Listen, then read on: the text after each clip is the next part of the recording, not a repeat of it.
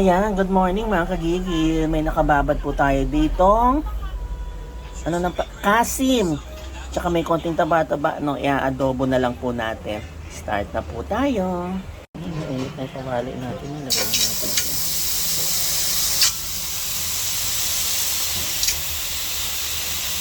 Ang bango. Puro laman. Nilagyan ko lang ng konting taba. Kasim po yan, ano? Talagang pang adobo siya. Ito na lang at para madaling lutuin.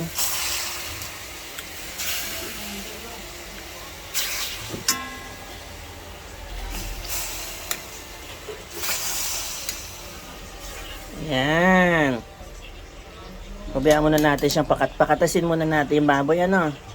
O yan, nagsabaw na po siya, no. Tuloy lang po natin pag-simmer. Lagyan na po natin yung pinagbabara natin, ano. Para lalong kumapit yung lasa.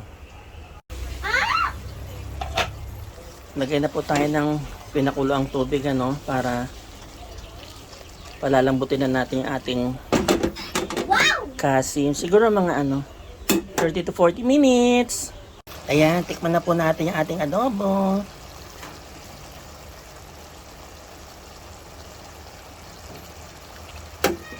Oh my God, napakasarap. Diyos ko, Panginoon ko taob. Ang kaldero ng kanin. Kaya na tayo mga kagigit.